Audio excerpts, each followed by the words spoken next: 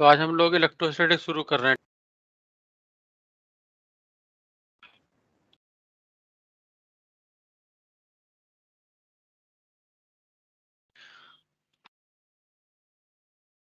Electro का मतलब हो गया इलेक्ट्रॉन या चार्ज, और स्टैटिक्स का मतलब हो गया रुका हुआ। तो जहां पर रुका हुआ चार्ज हो तो ऐसी स्थिति में जो इलेक्ट्रिक फील्ड वगैरह प्रोड्यूस होगी, जो फोर्स वगैरह लगेगा, उसको हम लोग इलेक्ट्रोस्टैटिक्स कहते हैं। ठीक है, तो सबसे पहले हम लोग स्टार्ट करते हैं चार्ज से।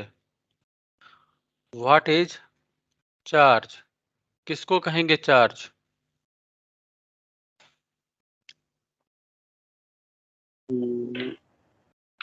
देखो, थोड़ा सा हिस्ट्री में जाते हैं।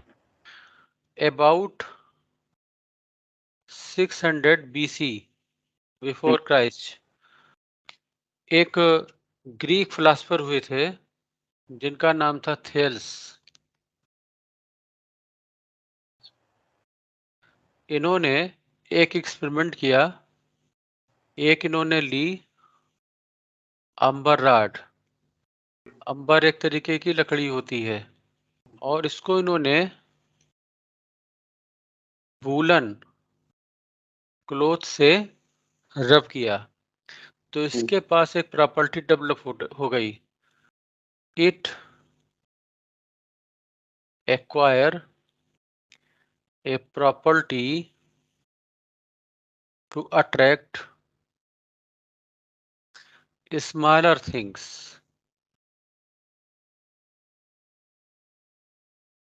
जैसे कि पेपर पीसेस, जैसे कि बर्ड फीदर। ठीक है,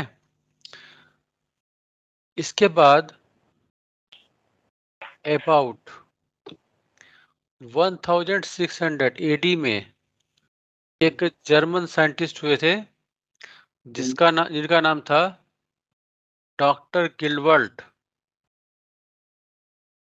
इन्होंने ये बताया कि केवल अंबर रॉड और वूलन क्लॉथ के साथ में ही ये प्रॉपर्टी डेवलप नहीं होती, और भी ऐसी बहुत सी चीजें हैं जिनके साथ में ये प्रॉपर्टी डेवलप हो सकती है।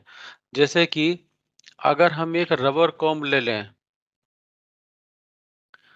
रबर कॉम्ब, और इसको हम लोग ड्राई हेयर से रफ कर दें, तो भी इसके ऊपर इस टाइप की प्रॉपर्टी डेवलप हो सकती है। ठीक है, या हम ले लें इवोनाइट रॉड, और इसको हम लोग कैट स्किन से रब कर दें या फलालेन से रब कर दें, तो भी इस टाइप की प्रॉपर्टी डेवलप हो जाएगी। या अगर हम एक ग्लास रॉड ले लें और उसको अगर हम सिल्क से रब कर दें, तो उसके पास भी इस टाइप की प्रॉपर्टी डेवलप हो जाती है। ठीक है, तो उस समय में हम लोगों को इलेक्ट्रॉन, प्रोटॉन, न्यूट्रॉन इन सब के बारे में जानकारी नहीं थी। तो चूंकि इलेक्ट्रिसिटी इसके ऊपर डेवलप हुई है, कुछ नई चीज डेवलप हुई है, तो कहा गया कि इसके ऊपर चार्ज डेवलप हो गया। ये कुछ वैसे ही है जैसे हम लोगों के ऊपर भूत ऊत चढ़ जाते हैं ना, तो कुछ लोग उल्टी सीधी हरकतें करने लगते हैं। तो कहा गया इसके ऊपर चार्ज डेवलप हो गया है, और ये चार्ज चूंकि फ्रिक्शन से डेवलप हुआ था, रगड़ने से डेवलप हुआ था, इसलिए इस टाइप के चार्ज को हम लोगों ने कहा फ्रिक्शनल चार्ज। लिख लो थोड़ा सा एक line. This charge is developed this charge is developed due to the friction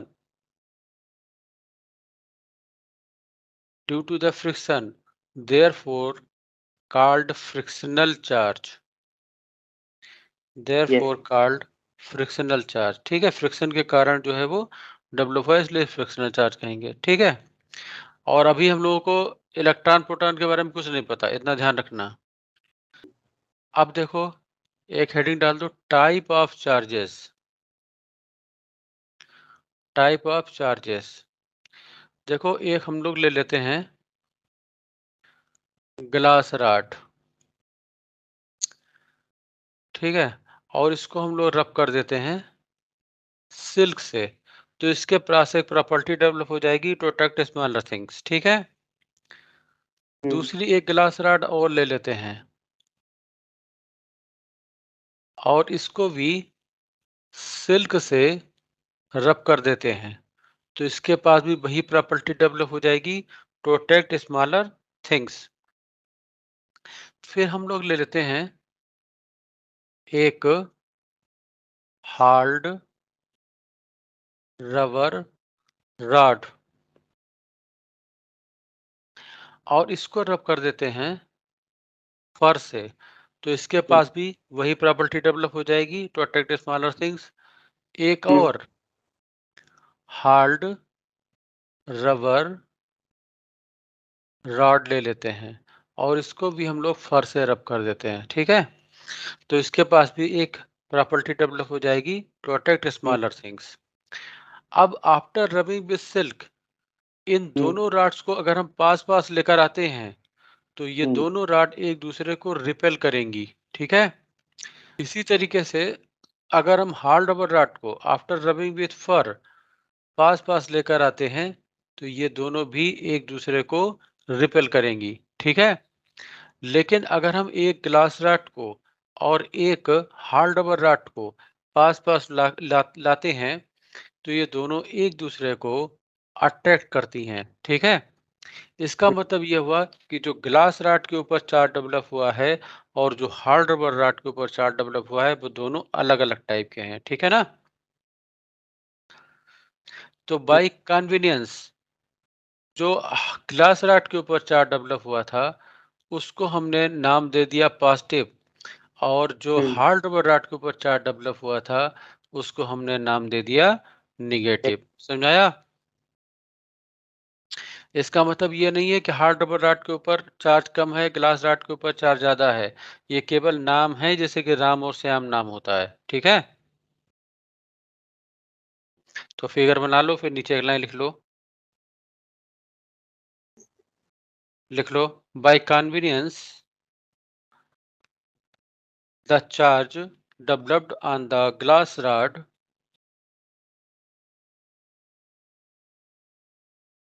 was named positive and the charge developed on the hard rubber rod was named negative। ठीक है, इतना समझ आया। अब आगे देखो, जब इलेक्ट्रॉन प्रोटॉन की डिस्कवरी हो गई उसके बाद की अब बात कर रहे हैं। Development of charge on bodies. Bodies के ऊपर चार्ज डेवलप क्यों होता है? देखो, कोई भी बॉडी हो एटम से मिलकर के बनी होती है और एटम में एक न्यूक्लियस होगा और न्यूक्लियस के चारों ओर ऑर्बिट्स होंगी और ऑर्बिट्स में इलेक्ट्रॉन होंगे, ठीक है। तो जो जो ऑर्बिट न्यूक्लियस के पास में है हुँ, उसमें इलेक्ट्रॉन टाइटली बाउंड है और जो ऑर्बिट डिस्टेंस पर होगी, दूर पर होगी, उसमें इलेक्ट्रॉन लूजली बाउंड होगा, ठीक है। जो आउटर मोस्ट का इलेक्ट्रॉन है वो अलग अलग एटम्स में अलग अलग स्ट्रेंथ के साथ में बाउंड होता है। किसी में लूजली बाउंड होता है और किसी में टाइटली बाउंड होता है। न्यूक्लियस से अगर डिस्टेंस ज्यादा है ऑर्बिट की तो लूजली बाउंड होगा। न्यूक्लियस से डिस्टेंस अगर कम है तो टाइटली बाउंड होगा। न्यूक्लियस के ऊपर कितना चार्ज है इसके ऊपर भी इसकी स्ट्रेंथ डिपेंड करेगी, ठीक। हुँ, तो जैसा मान लिया हमने दो सबस्टेंस कंसीडर किए। एक हमने सबस्टेंस ले लिया ए और दूसरा सबस्टेंस ले लिया बी। ए के अंदर मान लेते हैं जो आउटर मोस्ट इलेक्ट्रॉन है वो लूजली बाउंड है और बी के अंदर जो आउटर मोस्ट का इलेक्ट्रॉन है वो टाइटली बाउंड है, ठीक है। तो जब इन दोनों को हम रब करेंगे तो ए में चूंकि इलेक्ट्रॉन लूजली बाउंड है तो ए से बी में इलेक्ट्रॉन ज्यादा ट्रांसफर होंगे और बी में चूंकि टाइटली बाउंड है इसलिए बी से ए में इलेक्ट्रॉन कम ट्रांसफर होंगे। समझाई बात।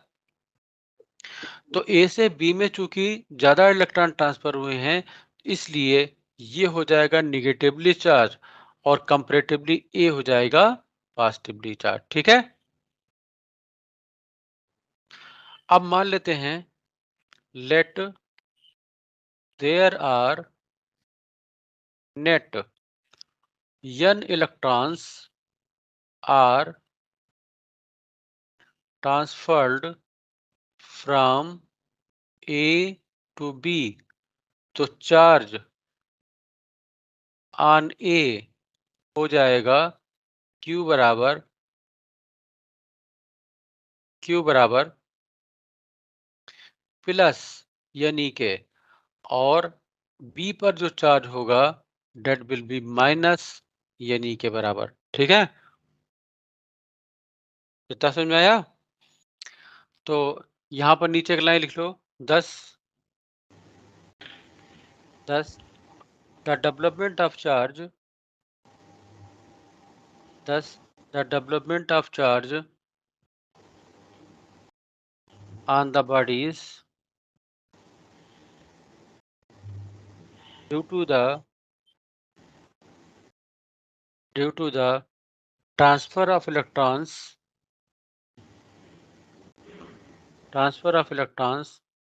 from one body to other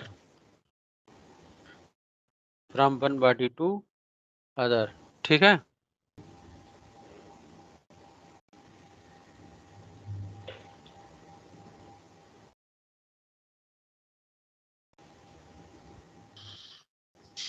अब इसी में एक सबहेडिंग और डाल दो, कंजर्वेशन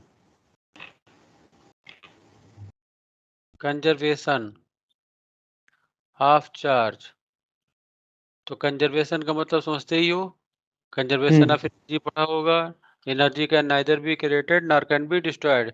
इसी तरीके से चार्ज को भी ना तो हम लोग प्रोड्यूस कर सकते हैं ना डिस्ट्रॉय कर सकते ना हैं। डिस्ट्रॉय कर सकते हैं। ठीक है, और यहाँ पर जो चार्ज डेवलप हुआ है, पहले देखो ए और बी दोनों ही बॉडी न्यूट्रल थी। अब ए के ऊपर पॉजिटिव चार्ज है, बी के ऊपर नेगेटिव चार्ज है, तो ये जो चार्ज डेवलप हुआ है ये ट्रांसफर ऑफ चार्ज है, ना कि क्रिएट हुआ है। समझ में आया? पीछे एक लाइन लिख लो, देखो charge can neither be created nor can be destroyed.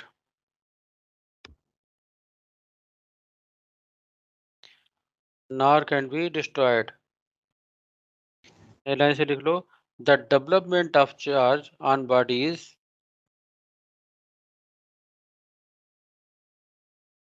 is only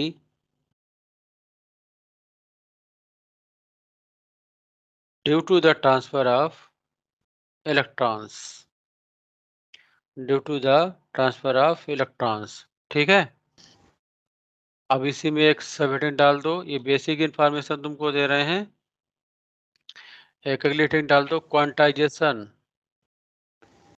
QUANTIZATION quantization of charge. Quanta का मतलब होता है पैकेट्स। ठीक है, तो किसी भी बॉडी के ऊपर जो चार्ज डेवलप होगा वो पैकेट्स के फॉर्म में होगा, और चार्ज का जो स्मॉलेस्ट पैकेट है, यानी कि जो सबसे छोटा चार्ज है, वो है इलेक्ट्रॉन। ठीक है, तो किसी भी बॉडी के ऊपर जो चार्ज डेवलप होगा वो केवल इलेक्ट्रॉन की फॉर्म में ट्रांसफर हो सकता है।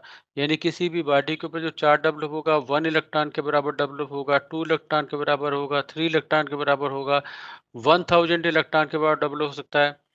3/7 इलेक्ट्रॉन के बराबर चार्ज डेवलप नहीं हो सकता, क्योंकि इलेक्ट्रॉन का फ्रैक्शन पॉसिबल नहीं है। ठीक है, 1/3 इलेक्ट्रॉन के बराबर चार्ज डेवलप नहीं हो सकता है ना। जैसे क्लास के अंदर 50 बच्चे बैठे हुए हैं और बच्चे क्लास से बाहर जा रहे हैं, तो या तो एक बच्चा जाएगा, या 2 बच्चे जाएंगे, या 3 बच्चे जाएंगे, या 5 जाएंगे, या 10 जाएंगे, या 15 जाएंगे। कभी भी 2/3 स्टूडेंट क्लास से बाहर नहीं जा सकते। ठीक है, इसी तरीके से जो चार्ज का डेवलपमेंट है वो हमेशा इलेक्ट्रॉन के इंटीजर मल्टीपल में होगा।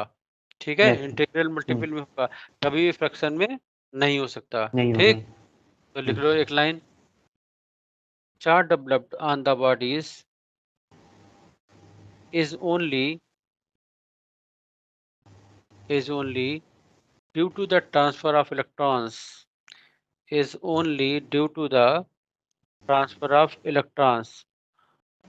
आगे लिख लो 1/3 E 2/7 E 5/8 E charge is not possible. तो नीचे की लाइन और लिख लो 10 charge developed on either body. Either body का मतलब दो अगर बॉडीज को हम रफ करते हैं तो एक के ऊपर पॉजिटिव चार्ज होगा तो दूसरे के ऊपर निगेटिव होगा, इक्वल सर। And opposite. ठीक है, तो charge developed on either body is equal to Q is equal to plus minus, यानी ये हम लोग ऊपर इक्वेशन लिख चुके हैं। ठीक है, अब एक क्वेश्चन लिख लो। देखो how many electrons are removed, how many electrons.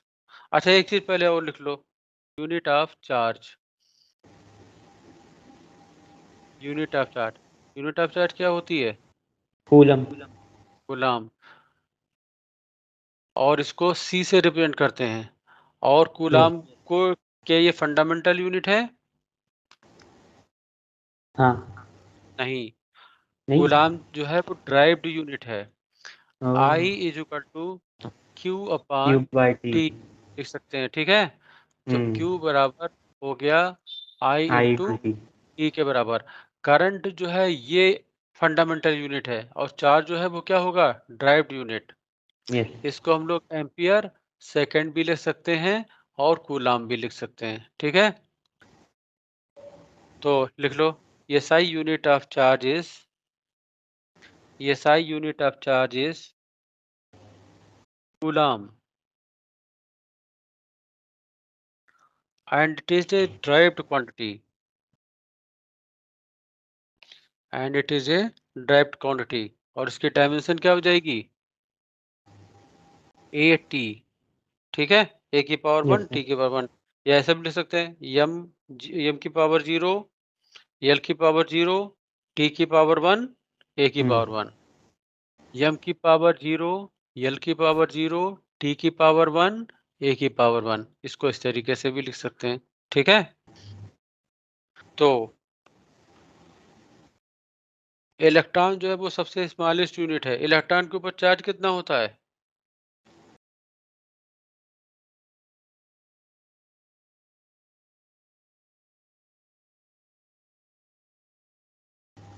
1.6 into 10 the power -19 coulomb के कूलम। बराबर निगेटिव चार्ज होता है। ठीक है, चलो अब एक क्वेश्चन लिख लो। देखो how many electrons are removed, how many electrons are removed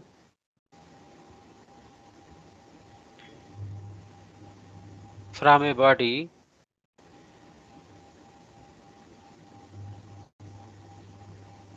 so as to leave it, so as to leave it with +1 coulomb charge. ठीक है, कितने इलेक्ट्रॉन इससे रिमूव किए जाएं कि जो बॉडी बचे उसके ऊपर +1 कूलम चार्ज डेवलप हो। बॉडी में यस। से इलेक्ट्रॉन निकाल लेंगे तो पॉजिटिव चार्ज ही तो आएगा।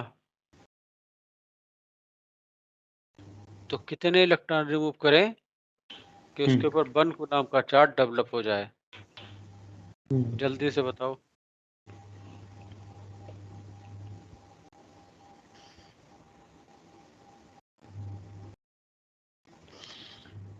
हो रहा है?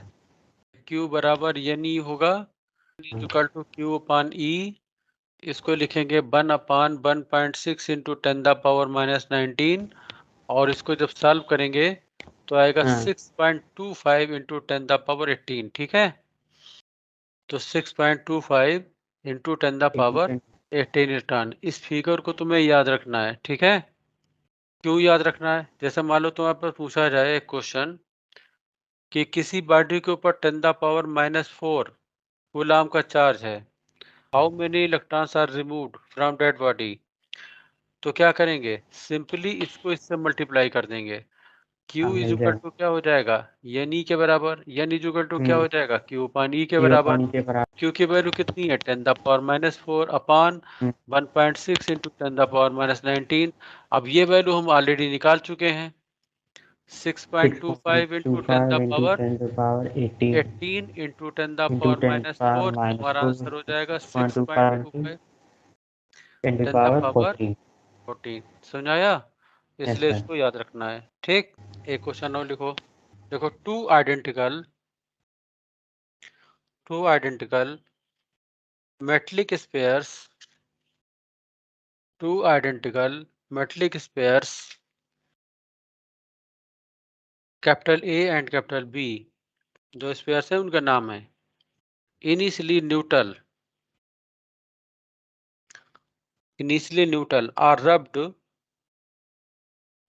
are rubbed with each other, आगे लिखो, A get positively charged while B get negatively charged,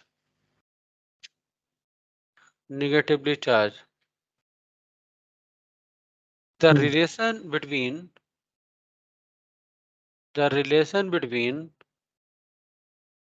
their masses will be m A is equal to m B, option second, m A is greater than m B, option third, m A is less than m B, और चौथा option है none.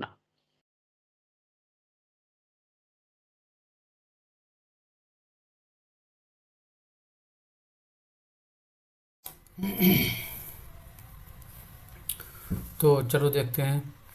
देखो, question में कहा गया है कि two identical metallic spheres A and B initially neutral, दो आइडेंटिकल मेटलिक स्पेयर्स हैं। तो एक मेटलिक स्पेयर हमने कंसीडर कर लिया ये, और दूसरा मेटलिक स्पेयर ये, दोनों ही आइडेंटिकल हैं। ए बी आइडेंटिकल हैं, इसका मतलब mass of the A is equal to mass of the B, ये इनिशियल कंडीशन है। इनिशियली फिर क्वेश्चन में कहा गया है are rubbed with each other, इन दोनों को रब किया जाता है। A get positively charge while B get negatively charge, A के ऊपर पॉजिटिव चार्ज आ जाता है और बी के ऊपर निगेटिव चार्ज आ जाता है। इसका मतलब ये हुआ कि ए से कुछ इलेक्ट्रॉन बी में ट्रांसफ़र हुए होंगे, मान लेते ट्रांसफ़र हुए हैं। Let n electrons are transferred from A to B, तो n इलेक्ट्रॉन के बराबर B पर निगेटिव चार्ज हो जाएगा और n इलेक्ट्रॉन के बराबर A पर पॉजिटिव चार्ज हो जाएगा। ठीक है, तो चूंकि इलेक्ट्रॉन का भी कुछ मास होता है, mass of the electron is equal to 9.1 into 10 the power minus 31 kg। इसका मतलब n इंटू यमी के बराबर b पर मास इंक्रीज कर जाएगा और n इंटू यमी के बराबर a का मास डिक्रीज कर जाएगा। तो इसका मतलब ये हुआ कि नेट मास b का इंक्रीज कर जाएगा। तो हम लोगों का आंसर होगा mass of the b sphere is greater than mass of the A sphere. तो हम लोग का आंसर सही होगा सी। ठीक है, नोट कर लो। एक क्वेश्चन और लिखो, हाउ मच पॉजिटिव और negative charge, how much positive और negative charge a copper penny of mass 63.5 gram 63.5 gram have question में गिवन है atomic number of copper is 29 and mass number of copper 63.5। ठीक है, लगाओ।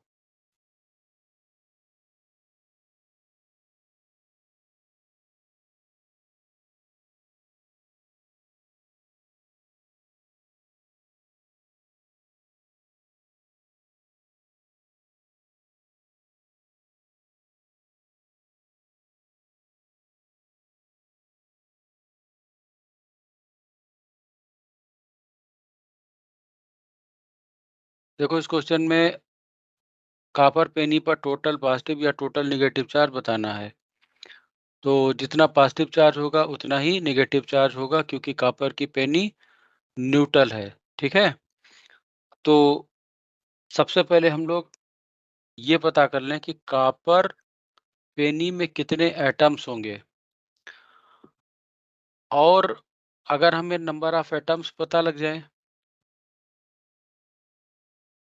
उसको अगर हम मल्टीप्लाई कर दें एटॉमिक नंबर से तो हमको मिल जाएंगे टोटल नंबर ऑफ इलेक्ट्रॉन्स या टोटल नंबर ऑफ प्रोटॉन्स। और इसको अगर हम मल्टीप्लाई कर दें 1.6 इंटू 10⁻⁻19 से, तो हमको total charge on the copper penny मिल जाएगा क्योंकि 1.6 इंटू 10⁻⁻19 कूलम चार्ज ये इलेक्ट्रॉन का चार्ज भी होता है और प्रोटॉन का भी चार्ज होता है। ठीक है, तो देखो सबसे पहले हम लोग फाइंड कर रहे हैं एटम्स, और एटम्स को फाइंड करने के लिए हमको फाइंड करना पड़ेगा नंबर ऑफ मोल्स। तो देखो मास इन ग्राम स्मॉल m से रिप्रेजेंट कर रहे हैं upon molecular mass capital M, ये हो जाएगा नंबर ऑफ मोल्स। अगर हम इसको मल्टीप्लाई कर दें एवोगैड्रो नंबर से तो हमको मिल जाएंगे नंबर ऑफ एटम्स, और इसको भी मल्टीप्लाई कर दें Z से तो हमको मिल जाएगा नंबर ऑफ प्रोटॉन्स और इलेक्ट्रॉन्स, और इसको भी अगर हम मल्टीप्लाई कर दें 1.6 इंटू 10⁻⁻19 से तो हमको मिल जाएगा टोटल पॉजिटिव और नेगेटिव चार्ज ऑन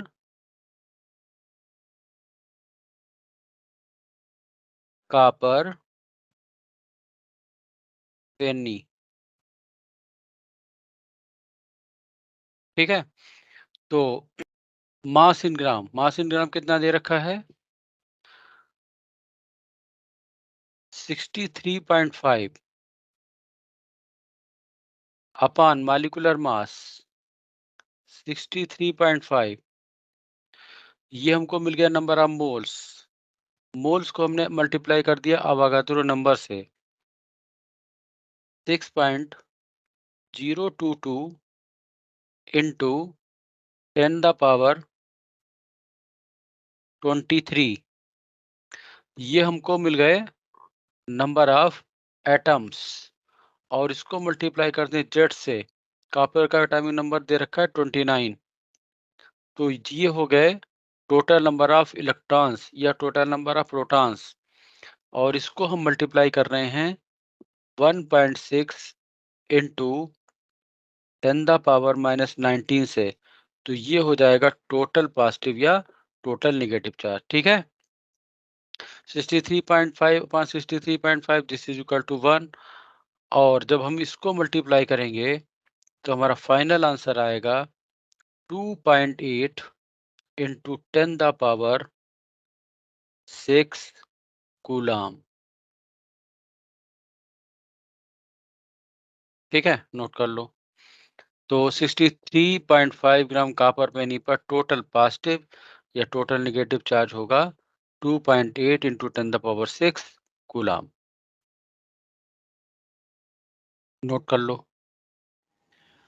अच्छा, आगे हम लोग बढ़ते हैं। देखो, फंडामेंटल पार्टिकल्स की अगर हम बात करें तो इलेक्ट्रॉन, प्रोटॉन और न्यूट्रॉन, ये तीन जो है वो एटम्स के डिवीजन है। ठीक है, yes sir, yes. एटम को डिवाइड कर सकते हैं और एटम को डिवाइड करने के बाद इलेक्ट्रॉन, प्रोटॉन और न्यूट्रॉन बनते हैं। हम ये कह सकते हैं कि एक एटम जो है इलेक्ट्रॉन, प्रोटॉन, न्यूट्रॉन से मिलकर के बना होता है। जितनी भी न्यूमेरिकल कैलकुलेशन करेंगे, हम लोगों ने अभी पढ़ा है quantization of quantization of charge. तो क्वांटाइजेशन ऑफ चार्ज का मतलब क्या हुआ? Smallest fundamental particle of charge is electron. ठीक है, तो इलेक्ट्रॉन से छोटा कोई भी पार्टिकल नहीं है। लेकिन आज की डेट में कुछ एक्सपेरिमेंटल ऑब्जर्वेशंस ऐसी आई हैं जिसमें हम इलेक्ट्रॉन को भी फर्दर डिवाइड कर सकते हैं, मतलब उसका फ्रैक्शन भी पॉसिबल है। ठीक है, तो उनको हम लोग कहते हैं क्वार्क, QUARK, यानी कि इलेक्ट्रॉन को हम लोग फर्दर डिवाइड कर सकते हैं। ठीक है, तो Yes, उनके sir. ऊपर जो चार्ज होगा वो फ्रैक्शन में होगा।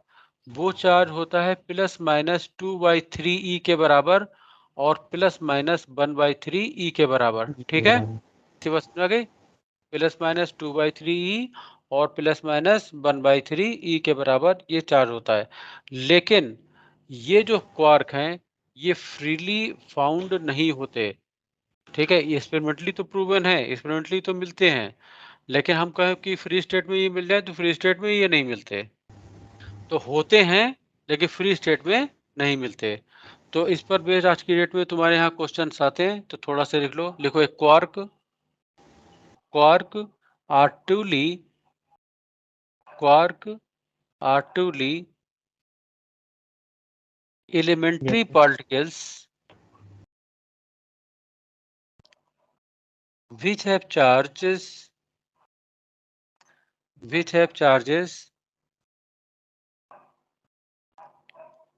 that of fractions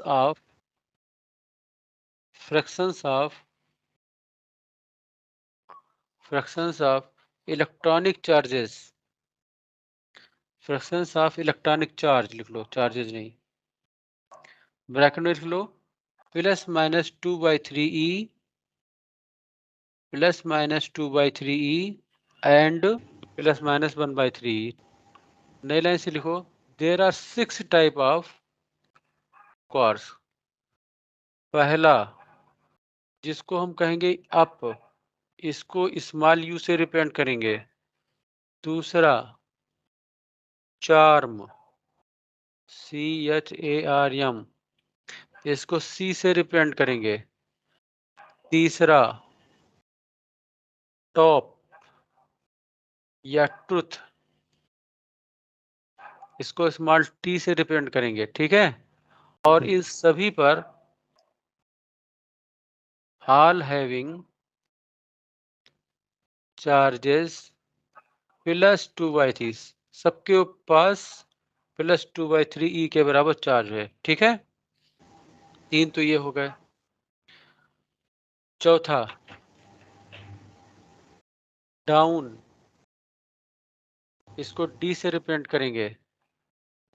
5 साइडवेज,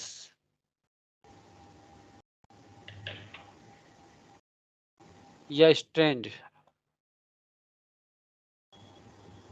इसको यस से रिप्रेजेंट करेंगे। और 6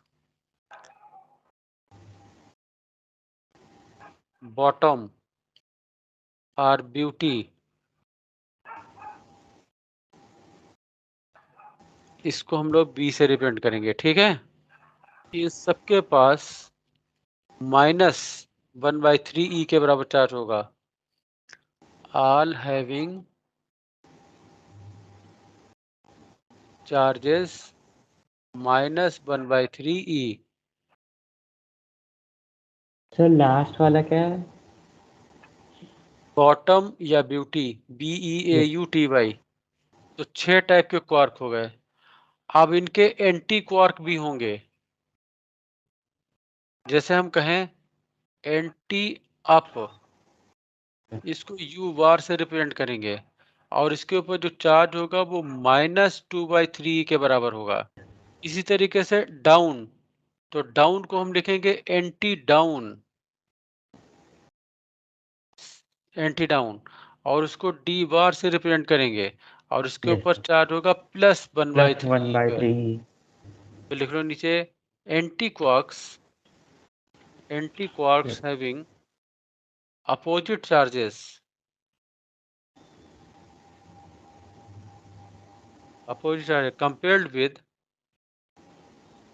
compared with those of corresponding quarks.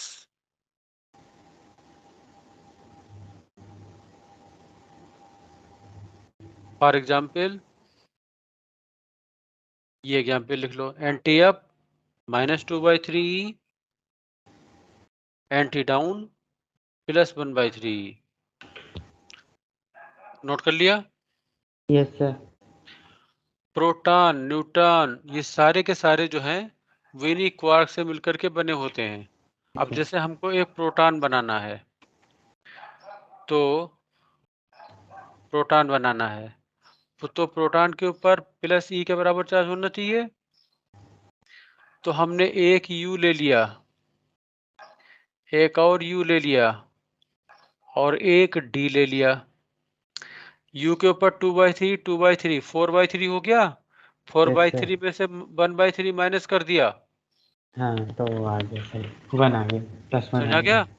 Yes, sir. इसी तरीके से अगर मान लो हमको न्यूट्रॉन बनाना है, ठीक है, तो हमने एक U ले लिया और D हमने ले लिए 2, ठीक है। U के ऊपर +2/3E है और D के ऊपर -1/3E और दूसरे D के ऊपर भी -1/3, तो नेट चार्ज कितना हो गया? 0। तो जो प्रोटॉन है, न्यूट्रॉन है, ये सब के सब जो हैं वो क्वार्क से मिलकर के बने होते हैं, ठीक है। तो ये थी तुम्हारी बेसिक इंफॉर्मेशन अबाउट चार्ज।